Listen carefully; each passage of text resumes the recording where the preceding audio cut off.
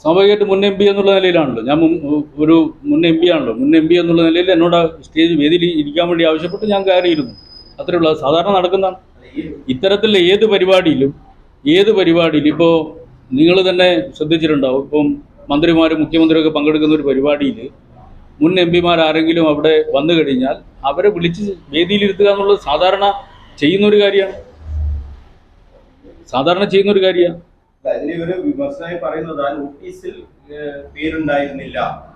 നോട്ടീസിൽ ഇല്ല എന്നുള്ളത് കൊണ്ട് നോട്ടീസിൽ പേരുള്ളവർ മാത്രമേ അവിടെ കയറാൻ വേണ്ടി പാടുള്ളൂ നിർബന്ധമില്ലല്ലോ. അവിടെ സംഘാടകർ എന്നോട് അവിടെ വേദിയിൽ ഇരിക്കാൻ വേണ്ടി പറയുകയാണ്. അതല്ലേ ക്ഷണം. സംഘാടകർ വേദിയിൽ ഇരിക്കാൻ പറയുന്നു, വേദിയിലിരിക്കുന്നു. സാധാരണ ഇത്തരം പരിപാടികളിൽ മുൻ എം എൽ എമാരും മുൻ എം പിമാരും ഇത്തരത്തിലുള്ള പരിപാടികളിൽ പങ്കെടുക്കുന്ന സമയത്ത് അവരെ അപ്പോൾ ക്ഷണിച്ച് വേദിയിൽ ഇരുത്താറുണ്ട്. അതൊരു ഒരു ഒരു അസ്വാഭാവികമായ കാര്യമല്ല. എന്നാൽ പ്രധാനമന്ത്രിയുടെ പരിപാടി അങ്ങനെയല്ല. പ്രധാനമന്ത്രിയുടെ പരിപാടി എന്ന് പറയുന്നത് കൃത്യമായി പ്രോട്ടോകോൾ വെച്ച് മിനിറ്റ് പ്രോഗ്രാം തയ്യാറാക്കി അതിൽ ആരൊക്കെ പങ്കെടുക്കണമെന്ന് തീരുമാനിച്ച പരിപാടിയാണ് പ്രധാനമന്ത്രിയുടെ പരിപാടി.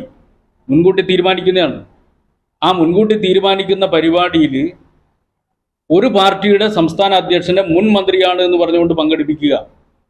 എന്നാൽ മറ്റ് പാർട്ടികളുടെ പ്രധാനപ്പെട്ട പാർട്ടികളുടെ സംസ്ഥാന അധ്യക്ഷന്മാരെ അവർ മുൻമന്ത്രിമാരാണ്, അതിൽ ഒരാൾ എം പി ആണ്, അവരെ അങ്ങോട്ടേക്ക് അടുപ്പിക്കാതിരിക്കുക. അതോടൊപ്പം തന്നെ അതിനെക്കാട്ടും ഏറ്റവും പ്രധാനപ്പെട്ടതാണല്ലോ സംസ്ഥാനത്തിലെ മന്ത്രിമാർ. ആ മന്ത്രിമാരെ ആരെയും പരിഗണിക്കാതിരിക്കുക. എന്നിട്ട് BJPയുടെ സംസ്ഥാന അധ്യക്ഷനെ ആ വേദിയിൽ നിശ്ചയിക്കുക മാത്രമല്ല അദ്ദേഹം കാണിച്ചു കൂട്ടിയ കോപ്രായങ്ങൾ എന്തൊക്കെയാ.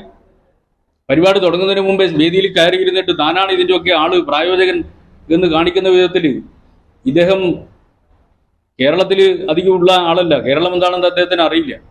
അദ്ദേഹം മറ്റു സ്ഥലത്ത് ഇങ്ങനെ ഒരു വല്ലാത്ത ഒരു ഒരു ഒരു ഒരു മാടമ്പിയെ പോലെ അവിടെ കയറിയിരുന്നിട്ട് മുദ്രാവാക്യം വിളിക്കുന്ന നിങ്ങൾ കണ്ടില്ലേ?